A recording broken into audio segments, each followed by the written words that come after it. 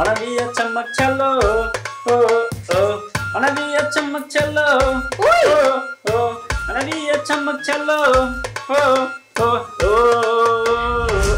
কি শুরু করলি রে মা? কি শুরু করলাম? শহরের একটা ভালো ছেলে, ওকে এতটা শাস্তি না দিলেও পারিস রে মা।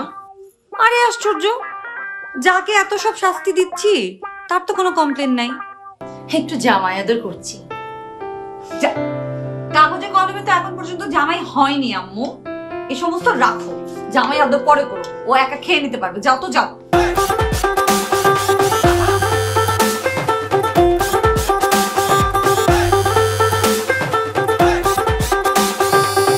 তোর কি মান খেতে মন চাইতেছে? সাহস থাকে তো গায়ে হাত দিয়ে দেখেন তো দেখি। কস কি মাগি, তোর এত বড় সাহস? সাহসের দেখছস কি বুইড়া? আজ থেকে আমার অ্যাকশন শুরু। কি কর?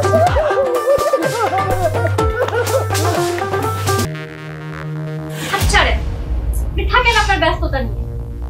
যত ব্যস্তই থাকি না কেন, দিন শেষে তো আমি তোমার কাছে ফিরে আসি শোনাবো আমার। হয়েছে, আপনার এখন আমাকে প্রয়োজন, তাই মিষ্টি কথা বলতে এসেছেন। আপনার চাহিদা পূরণ করা ছাড়া আমার কোনো মূল্য আছে আপনার কাছে?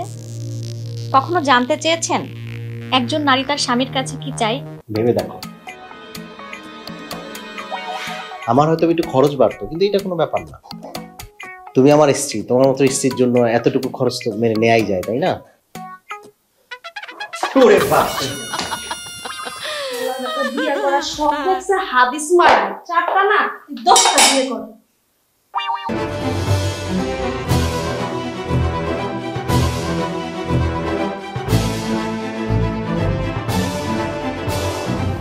মা, সবসময় কেন নেগেটিভ ভাবো?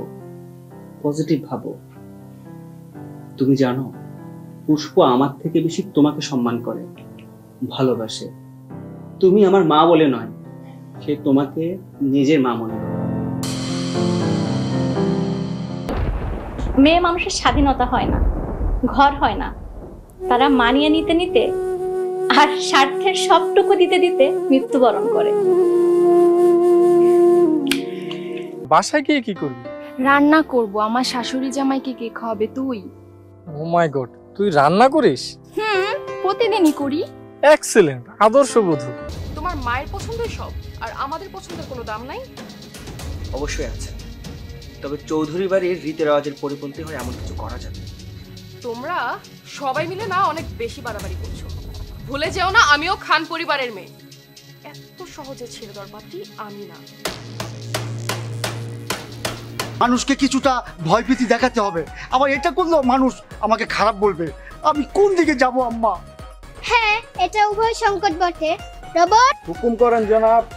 জনপ্রতিনিধির কথা মানুষ যাতে মেনে নেয়, এর জন্য করণীয় টুট টুট ট্যাট ট্যাট। এর জন্য এলাকার শিক্ষক, ডাক্তার, সমাজকর্মী, মসজিদের ইমাম, কৃষক, শ্রমিক সহ এলাকার সব পেশার মানুষকে একত্রিত করে একটি নাগরিক কমিটি গঠন করতে হবে। এই যে কান্দনে বলছি, আমি আর জীবনে কোনোদিন মেয়ে মানুষের গায়ে হাত দিব না। ভেরি গুড, চলো চাচির কাছে যাই। মানে যে তোর পরীক্ষা নিয়েছে সেই তো আমাকে জানিয়েছে। আমি আপনার ছেলের ধৈর্য পরীক্ষা নিতে চেয়েছিলাম, সে তার সাধ্যমতো চেষ্টা করেছে।